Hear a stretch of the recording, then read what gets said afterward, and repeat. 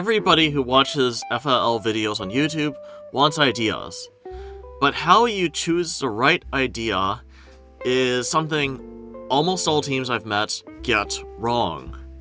And in this video, I'll talk about the right way to choose ideas. Let's do something a bit different from my videos, and start with the wrong ways to choose ideas.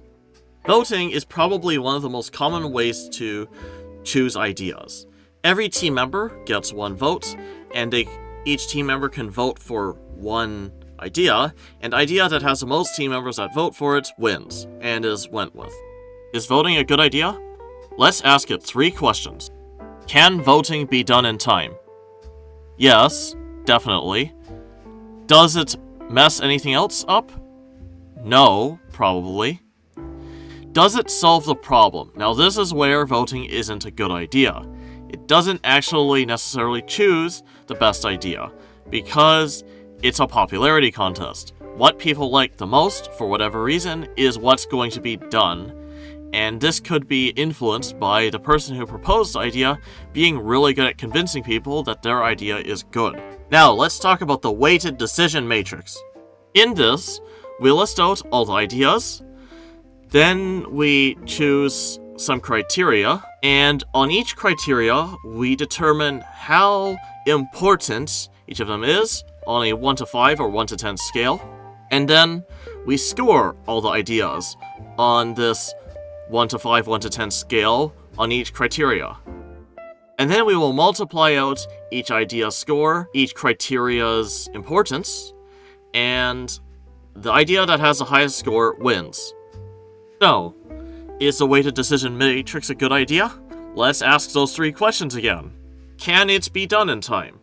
Yes, just don't take too long. Does it mess something up? No. Does it solve the problem? No, actually. Now, I get it if you think I'm a bit crazy for telling you that the weighted decision matrix is not a good way to choose ideas, but here is why.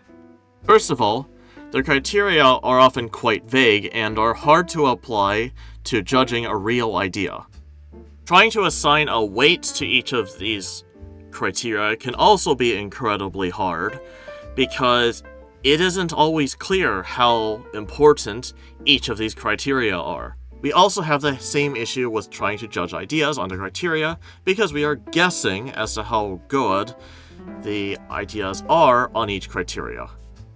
Finally, it's actually kind of easy for someone who has a personal bias towards one idea to change the scores a little bit and make that idea win. So yeah, unfortunately, there is a lot of personal bias and guesswork that makes a weighted decision matrix work, which also makes it often not choose the right idea. So why have I been judging all of these decision-making methods using another method? Well, in my opinion, the 3-question method I've been using is actually the best way to choose ideas in FLL. The great thing about the 3-question idea is the fact that you cannot be subjective. If an idea cannot be done in time, you do not do the idea. If the idea messes something else up, you do not do the idea. If the idea doesn't solve the problem, you do not do the idea. And if your idea gets through all 3 tests, it is a good idea. Simple. When you have multiple ideas that pass these 3 tests, what do you do? How do you choose the best idea? Now here's where I'm going to share something that might surprise you a bit. You don't have to choose the best idea. You choose the first good enough idea. So for all the ideas that pass these tests, you just try to make it, and if it works, it works. It's as simple as that.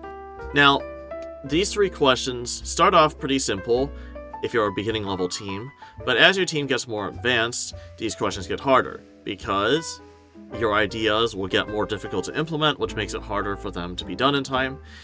It is easier for ideas to mess something up, because there is more things that you could potentially mess up, and the problem is not just the task anymore, it becomes task and also the robot's path to get to the task and any other requirements that have to be done for the problem.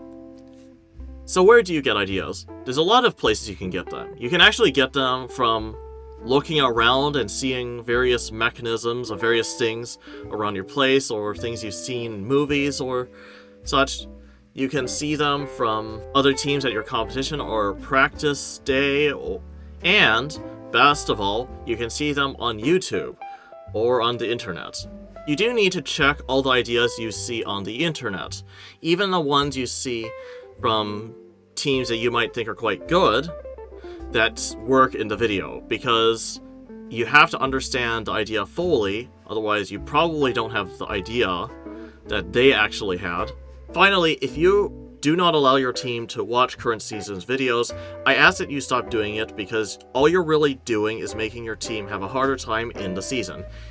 A very important skill nowadays is being able to find information that is current on the things you do now. And by forcing your team to watch up to last year's videos only, you are not using current information, which is very important nowadays. Alright, thank you for watching this video. I know it's been a little bit since I last released one because I've been so busy with all kinds of things, including my birthday being yesterday at the time of the release of this video. If you liked the video, please do be sure to subscribe to the channel, like the video, and check out my Bricklink store. Thank you and have a good one.